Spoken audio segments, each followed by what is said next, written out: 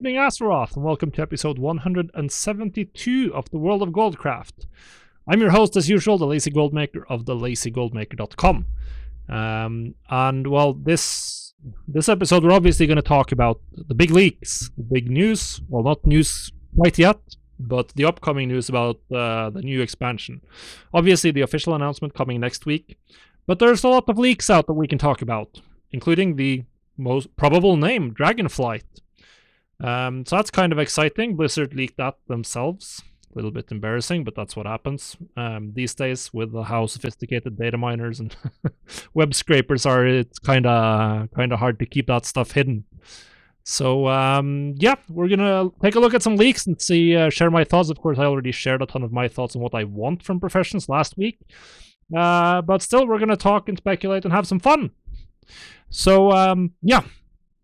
Now, before we do all that, if you want to support the show, you can do so on patreon.com/thelazygoldmaker, and it gets you access to all of my TSM settings as well. So head on over and check it out. So, I read a couple of leak posts on MMO Champion and other forums to get an idea of what people were claiming is coming. Obviously, we can take this with some large grains or boulders of salt. But it's interesting. People are discussing them. One that got a lot of traction on MMO Champion, I'm going to talk about. It had micro classes with 1 spec each. I don't think that's happening, but and I'll talk about why. Player housing, no level cap increase, and 2 new professions in carpentry and logging. So I thought that's an interesting place to start. Player housing, one of the most vocally requested features for WoW. Particularly amongst people who play the game very casually, who care about community, immersion, general gameplay, people who don't primarily play for, say, M+, or raids, or PvP. I'll freely admit that I'm not in that group. I don't personally care about player housing at all. But I understand that this feature is, if done well, is going to be extremely popular and something that's been very successful in other MMOs and other games. So I am all for it for the people who care about that. Let them have it. I know that I don't personally care about it, but that's fine.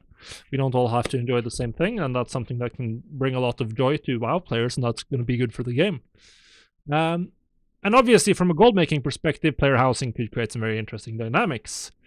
Assuming, of course, that these are going to be filled with potential for decorative items. I think that's the prime purpose of this feature, is for people to express themselves through their in-game house, or express their characters through their in-game house, which means that they need decorative items, and those items need to come from somewhere, and presumably they're going to come from the same sources items come from these days: achievements, farming, professions, BOP, rares, whatever, raids, anything.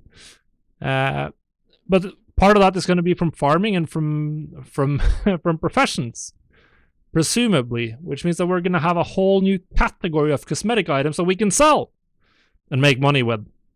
And with cosmetics that are new are usually in significant demand. This happens with new glyphs that get introduced mid-expansion. They are often very expensive, and they sell really quickly and have high profit margins, unlike most cosmetic items, which is what we can also expect from the coolest player housing items that you can craft or make, assuming player housing makes it into the game in something similar to how Final Fantasy XIV does it.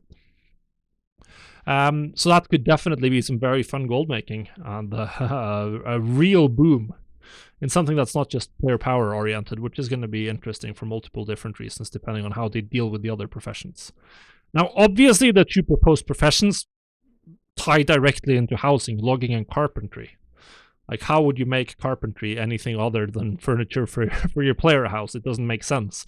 Now, personally, I think WoW is already a little too bloated on professions, at least relative to the effort that Blizzard has put into professions over the last couple of expansions. Optional reagents was touted as like the major profession feature of Shadowlands, and we barely got what they promised at launch. We barely got that in the final patch with progenitor enhancements. So not super impressive in terms of delivering on on that feature. And that's overall how I feel a little bit about professions. They're extremely profitable in Shadowlands, but they're not particularly interesting. So yeah. For me, optional reagents. They're a worse version of Obliterum, essentially. What could be really cool, an iteration on this system that would be really cool, is to have these unique optional reagent effects in the form of special gems and special sockets. So you craft an item and you apply that to a crafted item and you get a progenitor socket. And then you can add whatever progenium effect you want. So say you're going into raid and you want to have the avoidance thing, then you socket that in. Then you're going to go farm, so you want the speed one, and you swap that one in. Then you don't have to have a bunch of different items. You can swap out enhancements as needed, or just stick to something that's good in general. And it would mean that the base item doesn't become completely irrelevant, which is what happens in Shadowlands and BFA. In Legion, we had Obliterum that increased the item level of base items, which means that base items from the first patch were still relevant. They would be upgraded to get a massive upgrade with the first Obliterum added. And I hope they go back to that. There's no point in having 5 different item level upgrade variants of the same slot type item. You don't need 5 different plate helmets in the game that are all catch-up gear. Just have one and have them upgraded with consumables that you apply to the item, or things you socket in them, or something like that.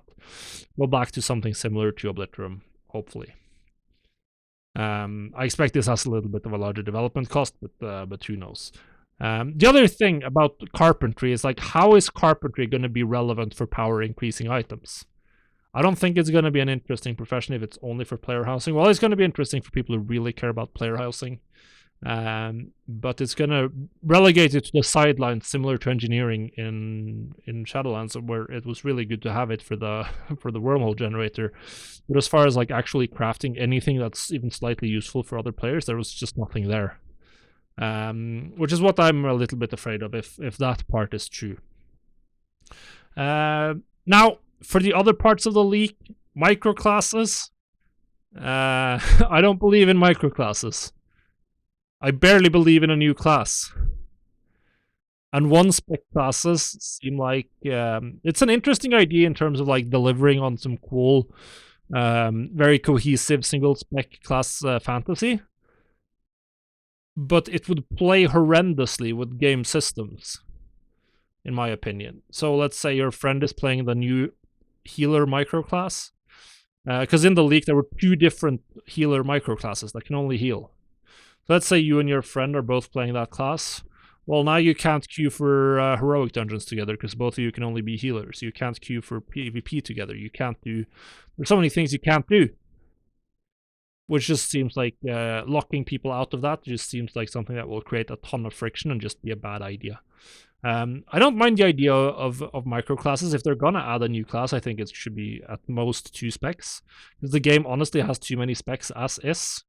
My preference would be to rework some specs, particularly for the pure DPS classes. I think that mages and warlocks don't need 3 different range DPS specs. Rogues don't need 3 different melee DPS specs. Mages don't need, hunters don't need 2 ranged and 1 melee. We could have one of them be something else. Of course, people who play the spec that gets completely reworked is gonna be sad if that was their favorite spec. But yeah, that's what I'd do if I was Blizzard. Or even add more specs to those classes if you're gonna add something, but that's also gonna make other classes feel bad. So we'll see. Now for the name of the expansion, Dragonflight, I'm assuming we're gonna join a Dragonflight. And that's gonna be similar to Covenants, and hopefully they make it better. Hopefully they learned a little bit from their mistakes, or the perceived mistakes of the Covenant system in 9.0. Now in 9.2, it's kind of quite enjoyable. It's quite fun. We're going to see tier sets again, which is really fun. The only problem with tier set is, of course, it can in some cases highlight how terrible a base spec is. Like my main is a warlock, and destruction without the 4-piece is just like a completely pointless spec. It's so bad, and it plays so badly, and then you get the 4-piece, and suddenly it's a blast. So fun. So that's an issue that they've had a little bit. I don't think people mind borrowed power, but they do mind when their base spec feels like absolute horrendous. So that's the major leaks. Now, obviously, these first leaks are never going to talk about the stuff us gold makers care about. They're never going to talk about profession details or anything like that. Now, player housing is the one feature I see as the most likely to make it. That's sort of going to shake up gold making significantly. Because that would add a whole new type of item that we haven't had in the game before, which is going to have new demand. Everyone is starting at 0, which is always great. When everyone's starting at 0, then everyone's willing to spend a lot of resources, and the most expensive things get expensive, and we have to farm from scratch. Of course, this is also why expansion launches are so fun, because your actions are so impactful. Whereas when the game has been out for a very, very long time, anything you do on a day-to-day basis is a lot less impactful, because it's just a much smaller percentage of the total time you've spent on the game. So obviously what I do today is a much smaller portion of 75 million I've already made in the past. I'm not going to make anything close to that today. When you're starting from 0, then maybe you make like double your gold in a single play session, or triple or quadruple it. And you do the same with new items for new new purposes.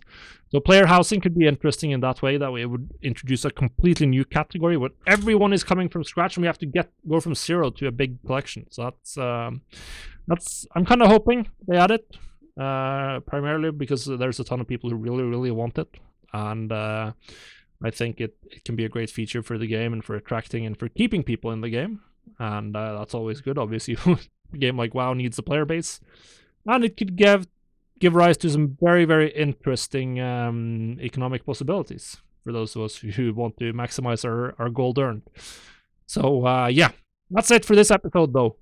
Next episode will be in 2 weeks. I'm away over Easter, so enjoy your time off from watching me. It means the next time I'll be 1 week removed on the other side of the patch or the expansion announcement.